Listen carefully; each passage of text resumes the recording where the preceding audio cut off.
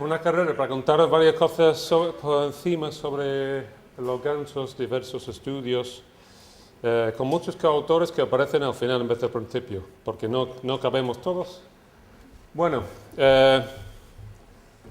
como sabéis, el ganso común es una especie emblemática indoniana y una especie cinegética de gran importancia y de valor cultural alto. Y es una especie que tiene varias poblaciones con distintas rutas migratorias y Doñana está en la población más grande de aproximadamente 610.000 ejemplares a la parte más baja de la ruta migratoria. Y bueno, en España es uno de los sitios claves para la invernada del ganso, los sitios claves siendo los puntos en azul, y luego, pues claro, muchos sitios que tienen menos cantidades de gansos. Y bueno, en Doñana, según los análisis que ha hecho Cristina Ramos, pues hay una ligera tendencia significativa hacia arriba, muchos altibajos en la población de invernantes.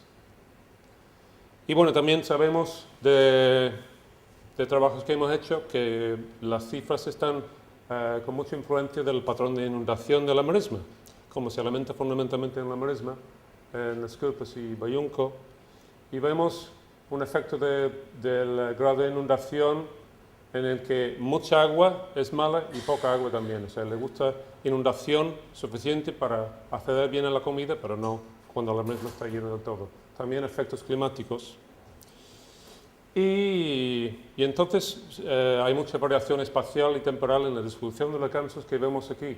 En los censos arios, la distribución, bueno, se ve irregular, ¿no? Pero bueno, cambia mucho entre meses y años en función de la distribución de agua, ¿no?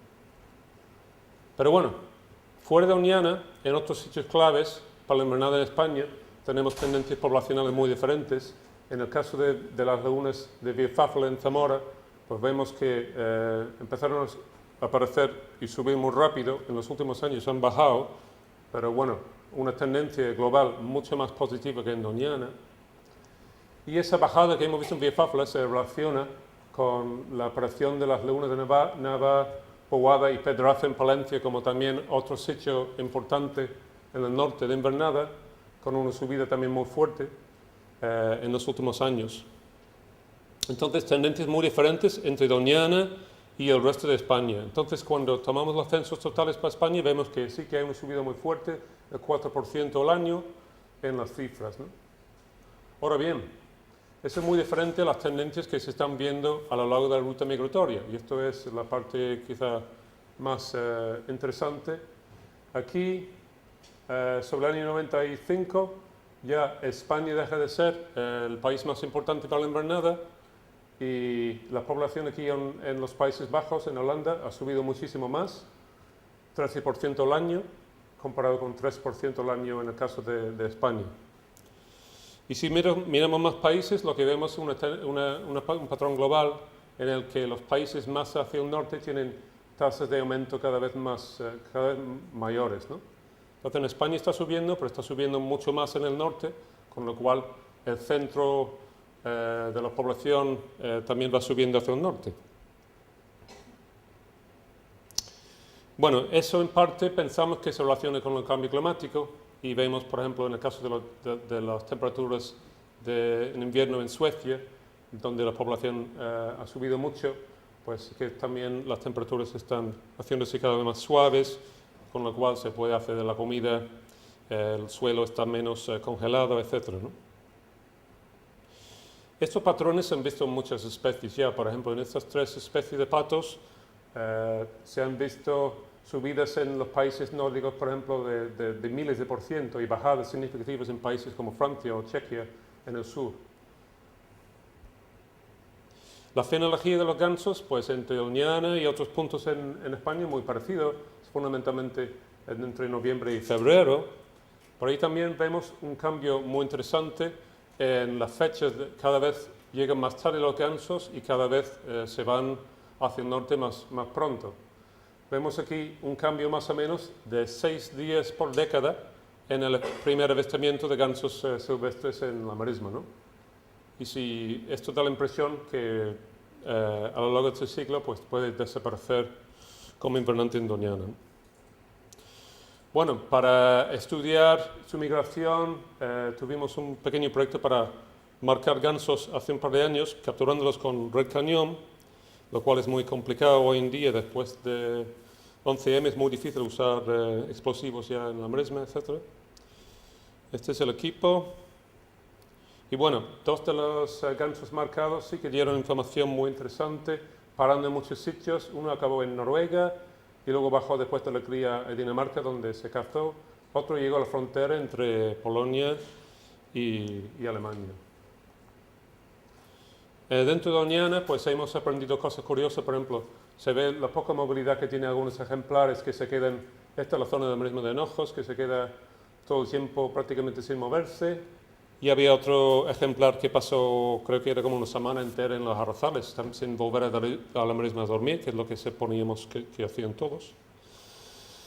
Cambiando de tema, pues el tema de hacer los ánsures es muy importante históricamente para el ganso, porque acuden ahí para ingerir la arena como grit, piedrecitas para ayudar en la digestión. Entonces se cazaba ahí mucho en el pasado hasta la protección de esa zona, con lo cual se han acumulado mucho plomo en las dunas.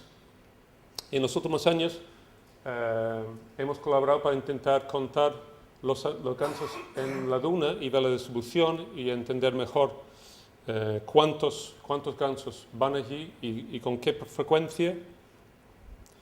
Y se ha visto que hasta la cuarta parte de la población en Doñana acude el mismo día a las dunas.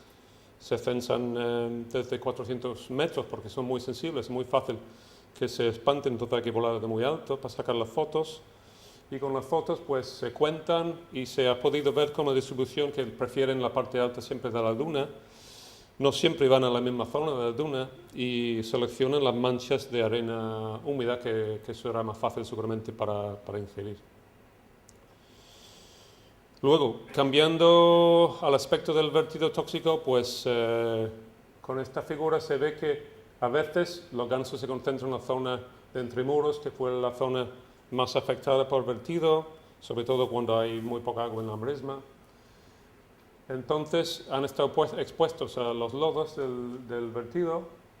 Es muy fácil recoger heces de gansos para poder estudiar sus contaminantes. Y en los primeros años después del vertido, pues en el caso de 2001-2002, tenían concentraciones las heces en Entremuros muy por encima de las zonas de referencia dentro de la Maresma, del Parque Nacional, tanto de plomo como zinc, como arsénico y más metales, ¿no? Entonces, después hicimos un seguimiento de varios años y se ha visto que poco a poco se ha ido reduciéndose la concentración de plomo y también otros contaminantes en las heces, que realmente es indicación de cuánto están ingiriendo en el suelo que van tragando con el alimento. Y en los últimos años de ese estudio vimos como las concentraciones en Entremuros ya son muy parecidos a los de otras partes de la Maresma, como Caragoles, incluso por debajo de los niveles en el cero de los ánsures, ¿no? Ahora, para separar el plomo que viene de los lodos o de los suelos y lo que viene de los perdigones, usamos aluminio como un indicador de la cantidad de suelo ingerido. Entonces vemos aquí como hay una muy buena relación que básicamente el plomo en este caso procede del suelo y no de los perdigones que pueden ingerirse.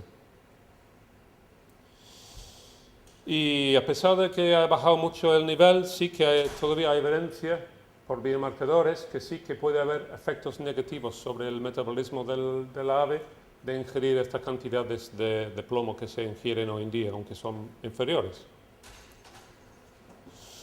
Destacar también que los resultados para el calamón, que hicimos un estudio comparativo, son diferentes, que es curioso, en la misma zona entre muros, y usamos isótopos estables de plomo y vemos que el patrón para el calamón es muy diferente para los gansos, y eso porque la fuente es un poquito diferente de ese plomo que están ingiriendo los calamones, y eso es porque pensamos que vienen de las placas de hierro que se forman en las raíces de las plantas helófitas como la castañuela o el enea. Estas placas que se ven mal aquí pues en una sección del tallo, y como el calamón traga la base del tallo, pues ahí es donde de precio de los metales. Bueno, eso es todo. Básicamente estos son los coautores para las varias cosas que he estado contando. Y gracias por vuestra atención.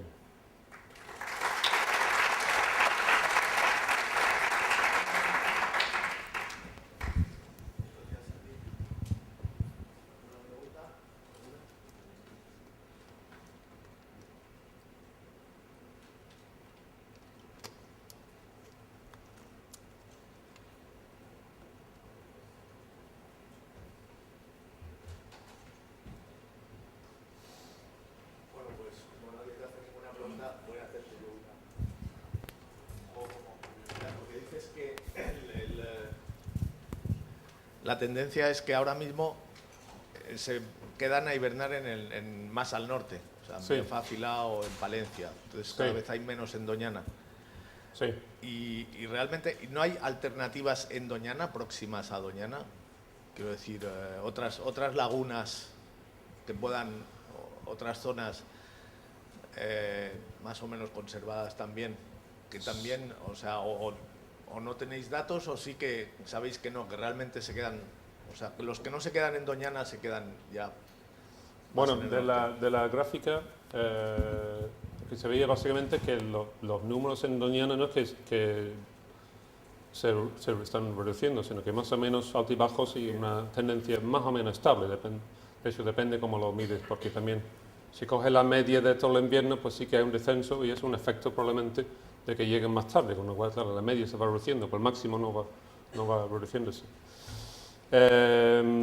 Pues por aquí cerca, o sea, cambia mucho dentro de Doñana, pero aquí cerca no hay una zona de importancia. Lo más cerca serían los arrozales en Extremadura, donde sí que hay una población brutalmente moderna, que con un seguimiento menos fino, los datos no son tan completos, por eso no lo he puesto hoy, pero allí creo que no sé si 5.000 gansos o una cosa así, o 10.000 a lo mejor como máximo. Pero lo que es importante explicar es que hay evidencia de que son tres procesos que contribuyen a este cambio, que cada vez, digamos, la proporción de la población que hay en el norte es cada vez superior. Son tres cosas. Hay individuos que normalmente bajan hasta Doñana, que cambian su lugar de invernada. Los que llegan hasta Doñana tienen una tasa de mortalidad más alta que los que se quedan en Holanda, y también los que bajan a Doñana, pues a la vuelta a la zona de cría tienen menos productividad. O sea, son tres procesos contribuyendo a este cambio latitudinal que estamos viendo, ¿no?, en la población. ¿Doñana es malo? Bueno, simplemente que tiene muchos gastos de llegada, pero sigue siendo una zona muy especial porque realmente es prácticamente la única zona donde los gansos siguen alimentándose de forma natural, en vez de depender de campos de cereales y demás que usan fundamentalmente en el norte y también en Villafácil.